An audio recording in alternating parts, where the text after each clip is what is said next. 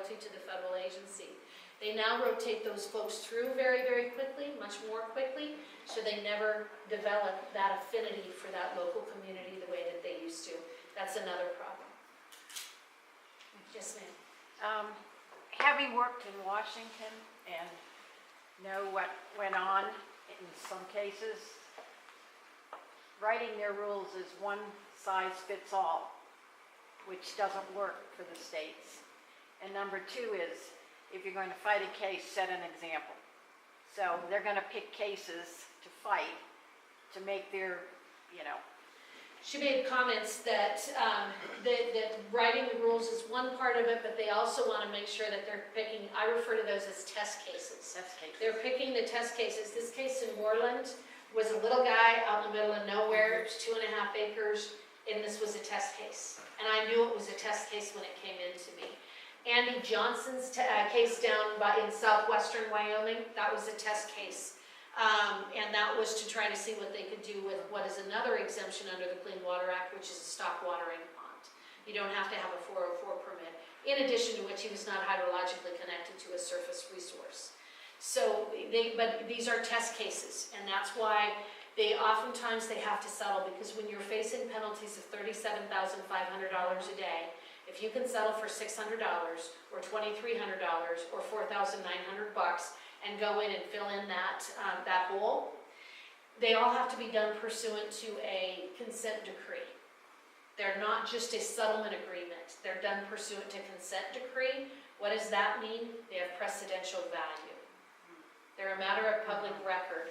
And so if they go after my guy with an irrigation district, and had we settled that case, we would have had to enter into a consent decree, and at that point, you got all irrigation ditches.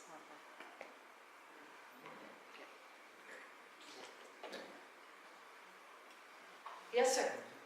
Harriet, I'm Bob Lucas. I've talked to you on the phone for about 20 years. Yes, how are you, Bob? On behalf of what little bit there is left of the Jackson Hole Old Time Ranching Community, why, I'd like to thank you so much for all the hard work you've done for our property rights and getting the management of the wolves and then regaining it. And anyway, God bless you. Thank you. Thank you very much.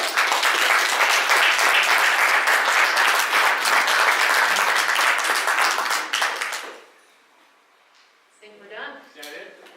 Yes. Let's wrap up. I want to thank Harriet. Normally we have a little gift for our presenters, but we don't have any. But Harriet has extra cookies back there. Where's my husband's heart? And really, there is a fair amount of extra food back here. So if somebody wants to take a sandwich and a soda for their midnight snack tonight, help yourself, please. There's some literature outside. Help yourself to that. And as I said earlier, take this information and do something with it. I mean, you all know, and you're all probably aggravated right now about what's going on, but take that aggravation out on the News and Guide, or the NAG as we call them, because they need to get this information out into the public eye. And stay tuned to the Jackson Hole Tea Party email and website. We'll have more events coming up, probably late October, early November. So thank you. Once again, thank you, Harriet. Thank you.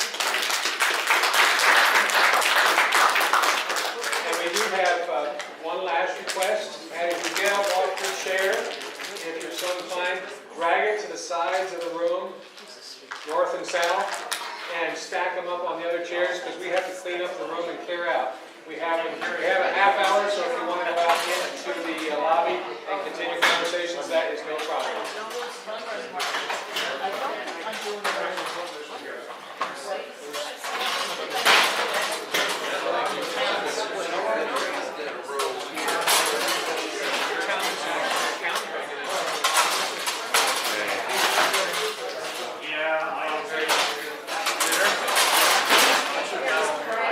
Yeah, put that there.